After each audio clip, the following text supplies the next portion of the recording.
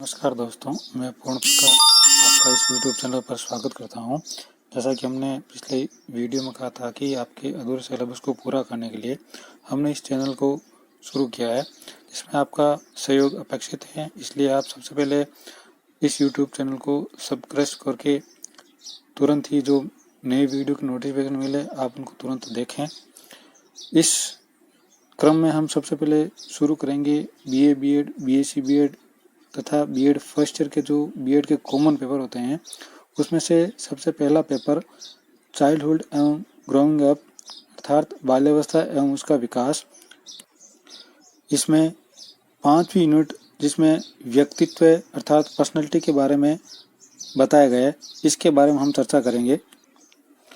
इस इकाई के अंतर्गत हम व्यक्तित्व का अर्थ अर्थात मीनिंग, परिभाषा, डेफिनेशंस, प्रमुख गुण, प्राइमरी ट्रेट्स, व्यक्तित्व के प्रकार, टाइप्स ऑफ पर्सनैलिटी, व्यक्तित्व को प्रभावित करने वाले कारक, फैक्टर अफेक्टिंग पर्सनैलिटी तथा व्यक्तित्व का मापन शामिल करेंगे। व्यक्तित्व मापन के अंतर्गत विभिन्न प्रकार की विधियां भी इसमें शामिल होगी। इसके अंतर्गत हम अलग अलग रूप से किस प्रकार से व्यक्तित्व को मापा जाता है वो देखेंगे। सबसे पहले हम इसके शाब्दिक अर्थ की हम बात करते हैं तो व्यक्तित्व जो है इंग्लिश शब्द पर्सनैलिटी है, उसका हिंदी रूपांतरण है, जो कि मूल रूप से ग्रीक भाषा के पर्सोना शब्द से बना है, जिसका अर्थ होता है मुखौटा या मास्क। प्राचीन समय में यूनानी लोग लोक मंच पर अभिनय करते थे। मुखौटा लगाने का तात्पर्य ये होता है कि दूसरे लोग वास्तविक व्यक्ति को न देखकर उसके मुखौटे वाले रूप में जाने। धीरे धीरे पर्सोना शब्द का अर्थ बदलता गया तथा ये पर्सनैलिटी के रूप में परिवर्तित हो गया। इस शब्द अर्थ के अनुसार व्यक्तित्व का अर्थ बाह्य वेशभूषा है, जिसे धारण कर अभिनेता अपने विशिष्ट व्यवहार को व्यक्त करने लगता है। व्यक्तित्व के संपूर्ण अर्थ को समझने के लिए इसमें व्यक्ति के संगठित व्यवहार का मिश्रण आवश्यक है। आगे प्रस्तुत की परिभाषाएं ये स्पष्ट करते हैं कि व्यक्तित्व एक व्यक्ति के समस्त मानसिक एवं शारीरिक गुणों का एक ऐसा गत्यात्मक संगठन है जो वातावरण के साथ उस व्यक्ति का समायोजन निर्धारित करता है। व्यक्तित्व के अर्थ को और सटीकता से समझने के लिए हम यहाँ पर इसकी विभिन्न परिभाषाएं लेते हैं। हालांकि व्यक्तित्व की विद्वानों ने अलग अलग परिभाषाएं दी हैं, जिनमें जेम्स ट्रेवर कहता है कि व्यक्तित्व व्यक्ति के शारीरिक, मानसिक, नैतिक और सामाजिक गुणों का संगठित एवं गत्यात्मक योग है, जिसे वे अपने समाज में दूसरे व्यक्तियों के साथ आदान प्रदान करने में व्यक्त करता है। अर्थात ट्रेवर कहता है कि व्यक्ति में जो व्यक्तित्व होता है वो उसके फिजिकल, मेंटल, मोरल और सोशल जो कैरेक्टर होते हैं उन सब का एक योग होता है और वो समाज में जिसके द्वारा दूसरे व्यक्तियों के साथ परस्पर क्रियाएं करता है, जिसके द्वारा उसका प्रदर्शन होता है। वैलेंटाइन ये कहता है कि यह जन्मजात एवं अर्जित प्रवृत्तियों का योग है, अर्थात व्यक्ति जो जन्म के साथ प्राप्त करता है तथा उसके बाद जो अर्जित गुण प्राप्त करता है उन दोनों का योग ही व्यक्तित्व है। इसके अलावा आलपोर्ट ने जो है व्यक्तित्व की जो परिभाषा दी वो सर्वाधिक मान्य मानी जाती है। आलपोर्ट ने व्यक्तित्व को परिभाषित करने के लिए उसमें 3 बातें मुख्य रूप से जोड़ी हैं।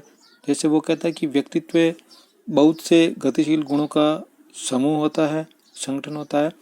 व्यक्तित्व में मनोशारीरिक गुण समाहित हैं तथा व्यक्तित्व वातावरण से समायोजन स्थापित करने में प्रमुख भूमिका निभाता है। अर्थात वो कहता है कि व्यक्तित्व में व्यक्ति के मनोशारीरिक गुणों का गतिशील संगठन है, जो व्यक्ति को वातावरण के साथ समायोजन करने में सहायता करता है। अब यहाँ पर गतिशील तथा मनोशारीरिक संगठन गुणों का मतलब होता है कि व्यक्ति में जो गुण व्यक्तित्व के रूप में जो गुण पाए जाते हैं वो एक तो गतिशील होते हैं, यानी अर्थात फिक्स नहीं होते हैं, समय के साथ परिवर्तन होते हैं। दूसरा मनोशारीरिक, यानी व्यक्तित्व में मानसिक और शारीरिक तौर पर जो गुण शामिल होते हैं वो भी इसमें ऐड किए जाते हैं।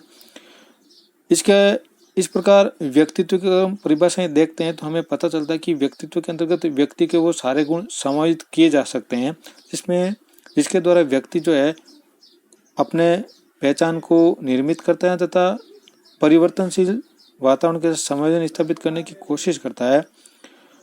अब हम लेते हैं व्यक्तित्व के गुण अर्थात ट्रेट्स ऑफ पर्सनैलिटी।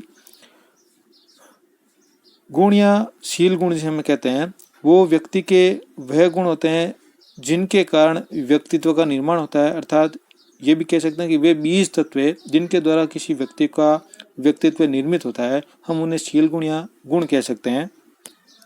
किसी व्यक्ति का व्यक्तित्व कैसा होगा ये जानने के लिए उसके शील गुणों को देखना आवश्यक होता है। इन्हीं शील गुणों को देखकर हम कह सकते हैं कि व्यक्ति का व्यक्तित्व किस प्रकार से है या कैसा निर्मित हुआ है। इन शील गुणों को हम एक एक करके लेते हैं। जैसे सबसे पहले आत्मचेतना, सेल्फ कॉन्शियसनेस। इसका अर्थ है कि व्यक्ति में स्वयं के प्रति जागरूकता कितनी है या वो अपने आप को कितनी पहचान बता सकता है। दूसरा है सामाजिकता अर्थात सोशलिबिलिटी, अर्थात व्यक्ति का समाज में दूसरों व्यक्तियों के साथ किस प्रकार से व्यवहार है या कितना सामाजिकता का उसमें गुण है। तीसरा अभियोजनशीलता अर्थात एडजस्टेबिलिटी, अर्थात व्यक्ति में बदलते हुए परिवेश के साथ कितना परिवर्तन करने की क्षमता या समायोजन करने की क्षमता उसकी कितनी है, उसको देखकर। संकल्प शक्ति अर्थात स्ट्रॉन्ग विल पावर। इसका अर्थ होता है कि व्यक्ति परिस्थितियों से जूझने के लिए कितना तैयार है। जैसे कि हम आज का उदाहरण ले लें कि कोरोना महामारी का कोई इलाज नहीं है, लेकिन फिर भी व्यक्ति उसके प्रति कितना जागरूक होकर उसको हराने के लिए प्रतिबद्ध है या साहस जुटाता है, यही उसकी प्रबल संकल्प शक्ति कहलाएगी। कि ये जानते हुए कि इसका कोई इलाज नहीं है, लेकिन फिर भी जो है वो उसको हराने के लिए, उसको मिटाने के लिए प्रयासरत होता है। नेक्स्ट शारीरिक एवं मानसिक स्वास्थ्य, यानी व्यक्ति का जो है शरीर और मन इन दोनों रूपों से वो कितना स्वस्थ है। इन सब गुणों के आधार पर ही व्यक्ति का व्यक्तित्व निर्मित होता है और ये देखा जाता है कि व्यक्ति के व्यक्तित्व में ये गुण जो है किस लेवल पे हैं या किस स्तर पर निर्मित हो चुके हैं और व्यक्ति जो है अपने व्यक्तित्व को किस प्रकार से प्रदर्शित करता है। तो दोस्तों अपने इस प्रथम वीडियो में हमने जो है व्यक्तित्व के संबंध में उसका अर्थ, परिभाषाएं और उसके जो गुण हैं इनको हमने जानने की कोशिश की है। इसमें आपको क्या अच्छा लगा ये आप विचार करके हमें कमेंट के द्वारा, लाइक के द्वारा बताएं ताकि हम उसको अधिक सुधार कर सकें। क्योंकि मित्रों इस समय, इस महामारी के समय हमारे पास तकनीकी ज्ञान का अभाव और सीमित संसाधनों के कारण हम केवल एक छोटा सा प्रयास कर रहे हैं और इसमें आपका सहयोग अपेक्षित है।